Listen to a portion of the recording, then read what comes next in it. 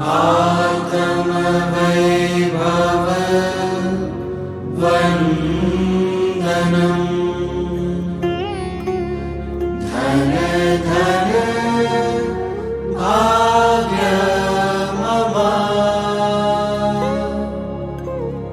धन धन भाग्यमवा प्राप्तो नररूपे नारायणम् प्राप्तो नररूपे नारायणम्।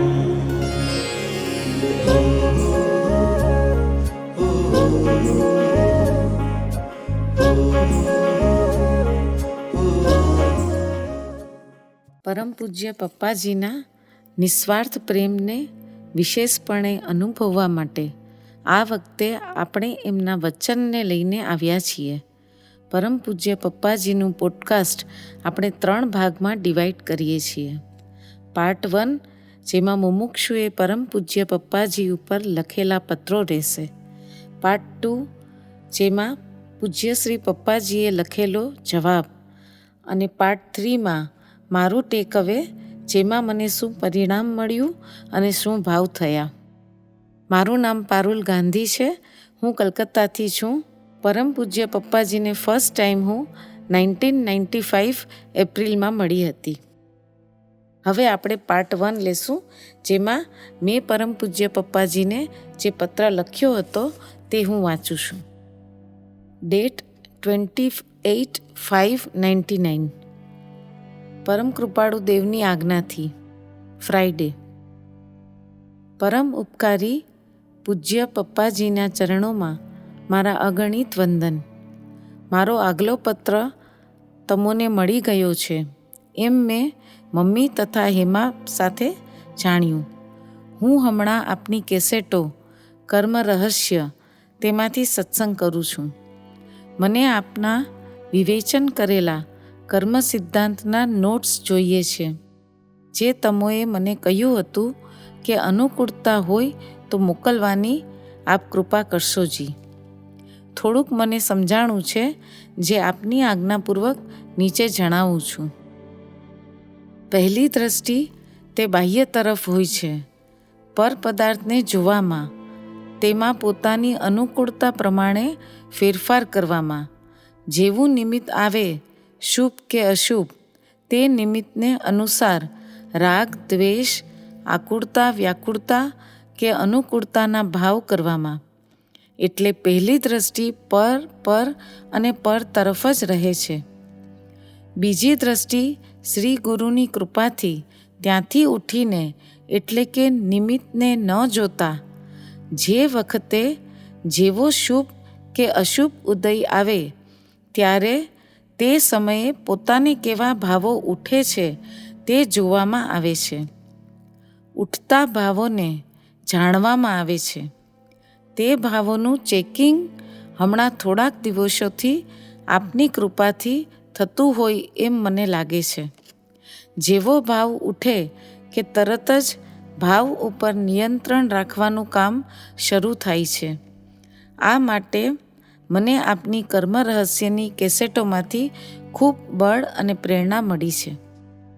ઉઠતા ભાવોને જોવામાં એવું બને છે કે નિમિત્ત મળે કે તુરત જ ભાવ શરૂ થઈ જતા નથી, પણ પહેલાં ઓળખવામાં આવે છે. પછી કરવા જેવો છે કે નહીં તે વિચાર ઊભો રહે છે.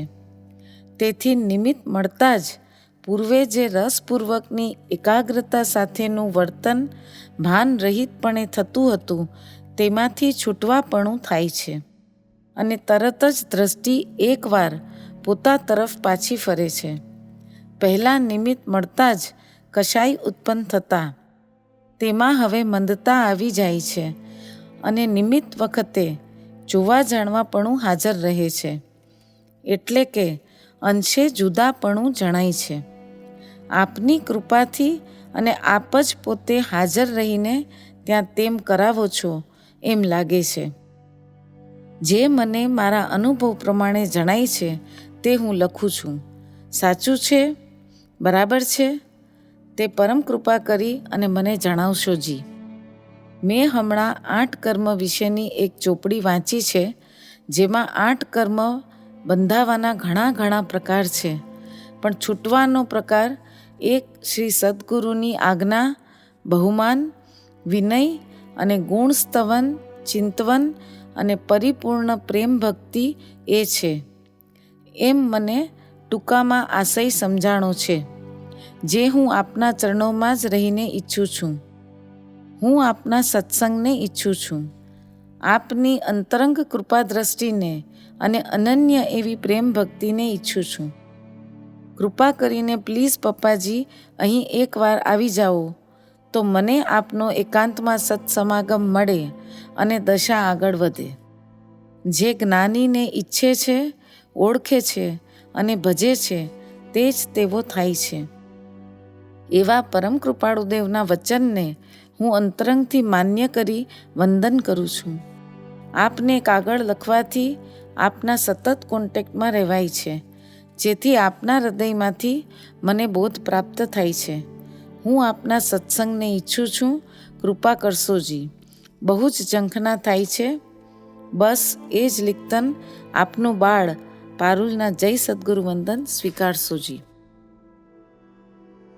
હવે આપણે પાર્ટ નંબર 2 લેશું, જેમાં પૂજ્ય શ્રી પપ્પાજીએ લખેલો જવાબ આવે છે. તારીખ 6/6/99.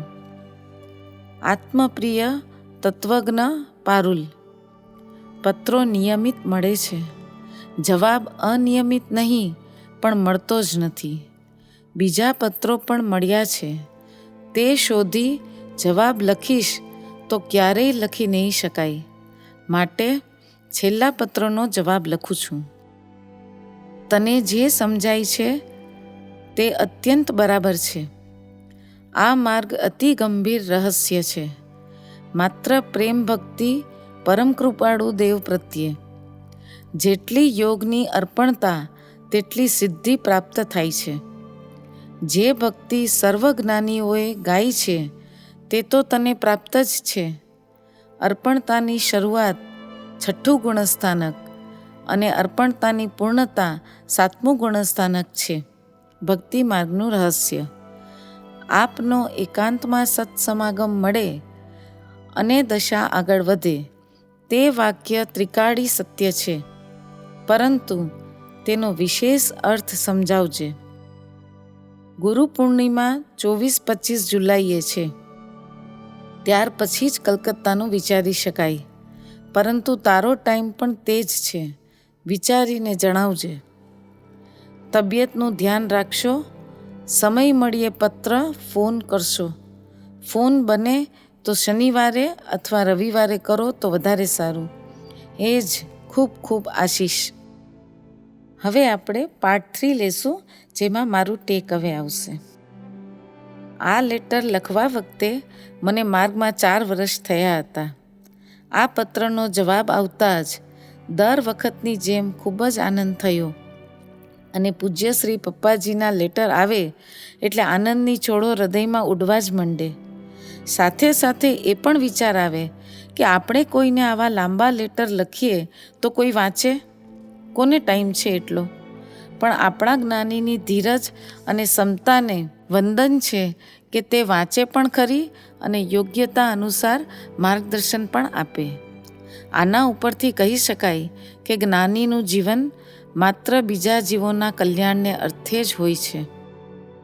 મને કંઈ પણ ભાવ થતાં તે હું પપ્પાજીને જણાવતી, અને સાથે સાથે તે બરાબર છે કે નહીં એવું કન્ફર્મેશન પણ મને જોઈએ. એટલે પપ્પા કન્ફર્મેશન પણ આપે કે પુરુષાર્થ બરાબર ચાલે છે કે નહીં. તેથી ખૂબ આનંદ આવે. અમુક લાઇનમાં પૂજ્ય પપ્પાજીએ અંડરલાઇન પણ કર્યું હતું. ત્યાર પછી અમુક સ્ટેપ આગળ વધવાનું માર્ગદર્શન પણ આપે, જેમ કે પરમ કૃપાળુ દેવ પ્રત્યે જેટલી યોગની અર્પણતા તેટલી સિદ્ધિ પ્રાપ્ત થાય છે.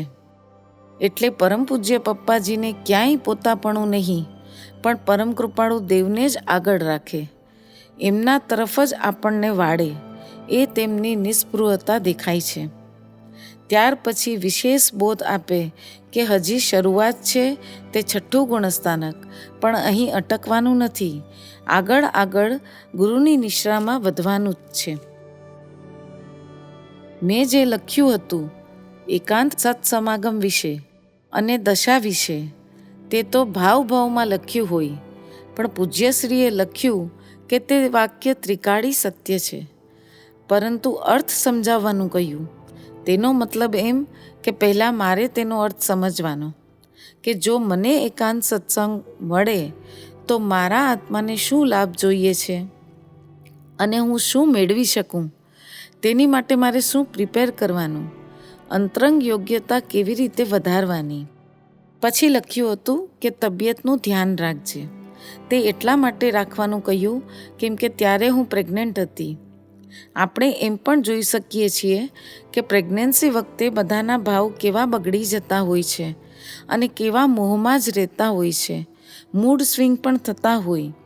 પણ આવા મોહના ઉદયમાં પણ પરમ પૂજ્ય પપ્પાજીએ આ મોહના બધા જ ભાવ કટ કરાવી નાખ્યા અને બાળકમાં પણ પરમાર્થના સંસ્કાર પૂજ્ય શ્રી પપ્પાજીએ નાખી દીધા. આવી રીતે આપણે જોઈ શકીએ છીએ કે પરમ પૂજ્ય પપ્પાજી તેમના લેટર દ્વારા, તેમના વચનો દ્વારા આપણને કેટલું બધું બળ આપે છે. અને આટલું બધું આપણને બળ મળે તો જરાય આપણને એમ ન લાગે કે પૂજ્ય પપ્પાજી આપણી પાસે નથી, પણ અંતરંગમાં હંમેશા વચન દ્વારા જાગ્રત જ રહે અને પુરુષાર્થ કરાવ્યા જ કરે. માટે થેન્ક યુ પપ્પાજી, આપે ખૂબ ખૂબ બળ આપી અને આ બાળક ઉપર ખૂબ જ ઉપકાર કર્યો છે. Once again thank you. પ્રેમથી ભજીએ હૃદયથી સમજીએ કરીએ તેની ઓળખાણ.